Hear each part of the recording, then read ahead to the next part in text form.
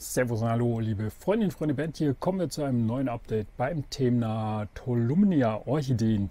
Ihr wisst, ich habe die Pflanzen in ein durchsichtiges Orchideentöpfchen mit Colomi eingepflanzt, durchsichtig, deswegen, damit man eben sehen kann, wie schön sich die Wurzeln entwickeln und ob das Ganze so passt, wie man sich das eben vorgestellt hat.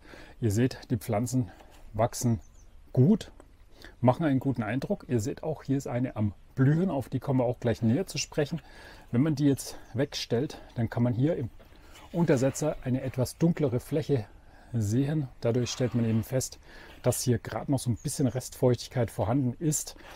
Was ich damit sagen möchte, ist, die Pflanzen sind jetzt praktisch, ja, es ist jetzt notwendig, dass man gießen muss. Bisher habe ich das immer ganz einfach so gemacht. Ich habe einfach nur Wasser hineingegossen, so wie das praktisch beim Orchitop auch der Fall ist, dass man eben Wasser hineingießt, die Pflanzen dann praktisch im Wasser stehen.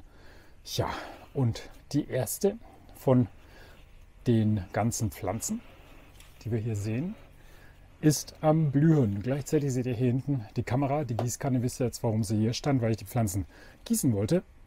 Und die Kamera ist deswegen da, weil ich die Pflanzen fotografieren will. Die erste, die blüht, und die erste, die jetzt am Blühen ist, ist die Tolumnia Jarrick Flyer Cardinal Bird.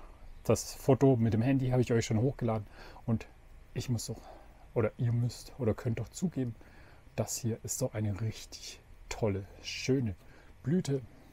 Richtig schön knalliges Orange mit Gelb. Das schaut richtig toll aus, wie so ein Kardinalvogel, so wie sie eben heißt.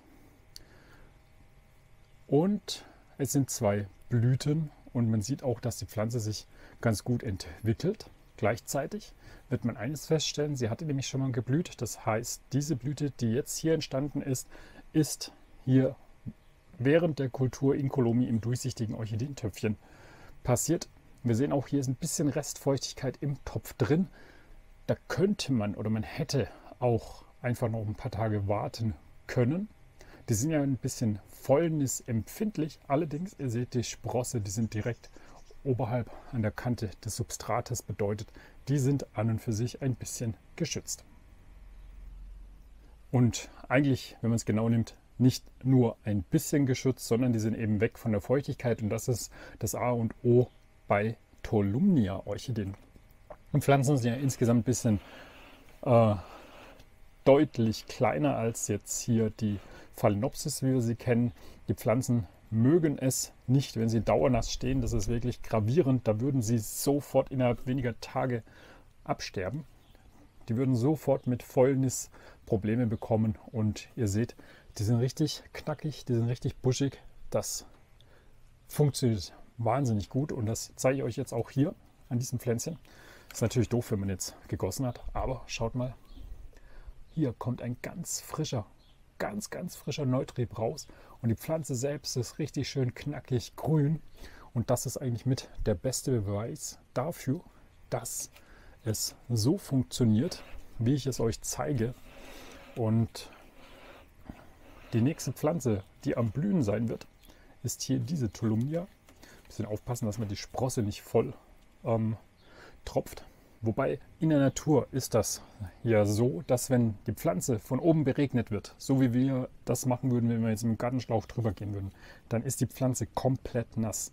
Bei Tolumnias ist das ja so, dass sie ja praktisch so wachsen, wie sie jetzt hier stehen. Man könnte sie auch aufhängen oder aufbinden, dann würden sie nämlich gerade wieder so wachsen. Das heißt, die tendieren zu diesem Wuchs, wie man es hier sieht. Erkennt man auch daran, dass der Blütentrieb eindeutig senkrecht nach oben wächst.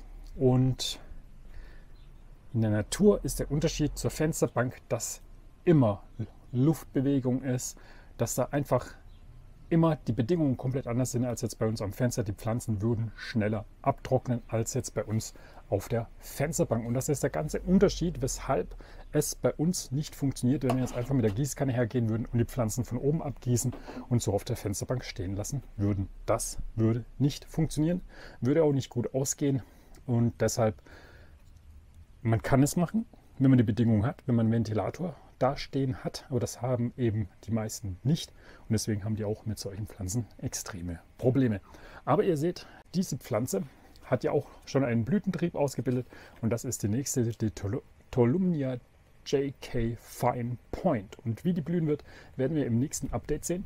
Die hier werde ich jetzt fotografieren. Dann werde ich sie auf die Webseite setzen, www.orchideenhobby.de.